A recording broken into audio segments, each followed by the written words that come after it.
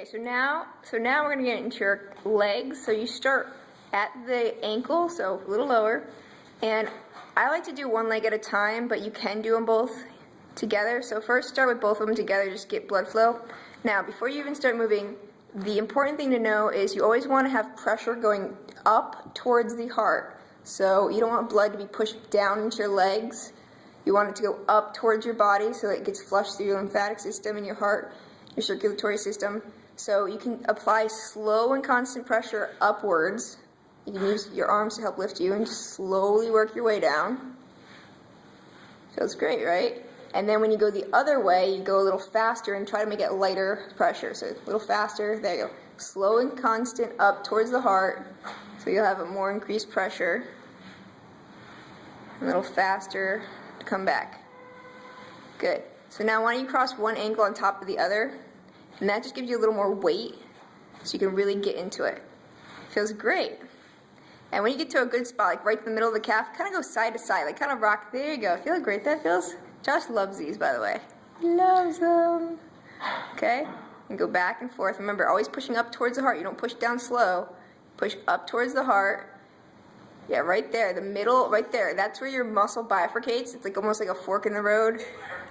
And you get a lot of like stagnant fluid buildup in there. So it's really good to break that up. Do a few more passes and we'll switch legs. And you can always turn to your side and get on the side of the calf, but really just kind of how he's wiggling back and forth is really good to get the middle. Like, always slow up towards the heart. Don't go slow down towards the ankles.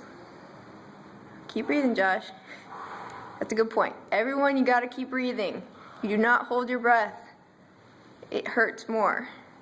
Right? When you get to a good spot, you can just sit there. If holding your body weight up on your arms gets too hard for you too, you can sit and then just have the weight of your other leg, and you can just kind of go back and forth.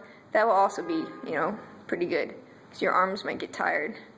So just like inch your arms in a little bit more, and then you can just kind of do it like a little bit at a time, so you're not having to support your own body weight the whole time. But that's a great way to do your calves.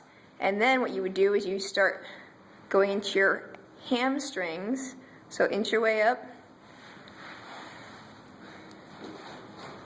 And you can do them both, or you can do one at a time.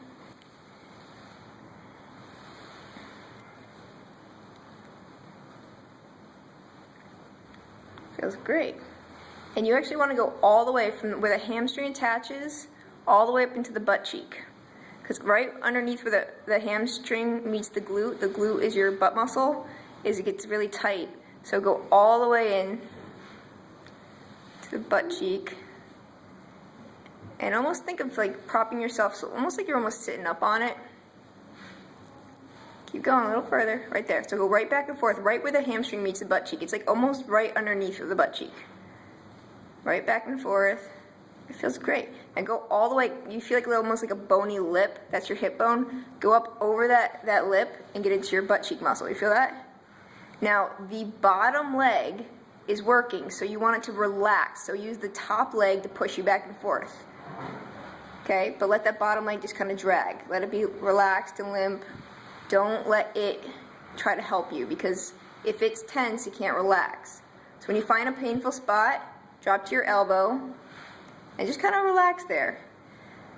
You can kind of rock back and forth, forward and backward. So not only up and down, but kind of side to side.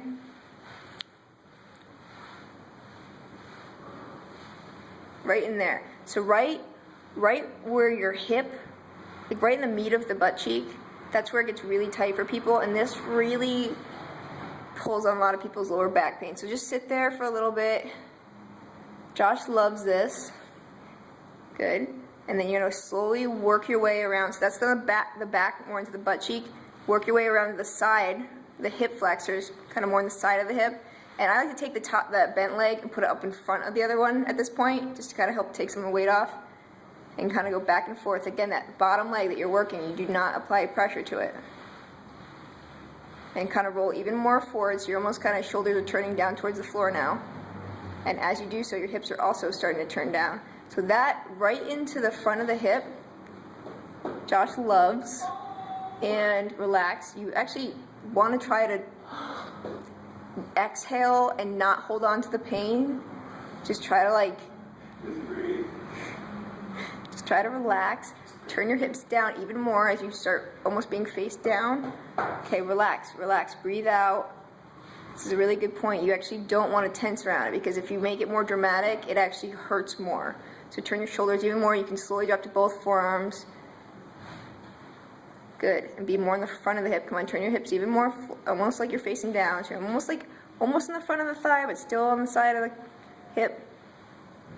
Yeah, and then just sit there. When you find a painful spot, you actually want to sit there and try to relax. We say go dead leg on it. Josh loves that. So while you're doing that, bend the bottom knee. No, behind you. Keep it where it's at and just bend it at the knee joint. What that does is you already have a pressure point. It's almost like an elastic that's pulled tight. Well, now you're pulling that elastic even more, and it helps stretch and lengthen it. So turn even more so your hips are almost facing down now. One more right there. And now keep bending it. How's that feel? You like it, huh? Okay, turn down so you're pretty much facing downwards now. And when you hold your knee up at the top, keep it bent. And then just slowly go side to side with it. See? Don't you love that? Good, now you can... That's how we do that one leg. So we're gonna take a second here, take a break.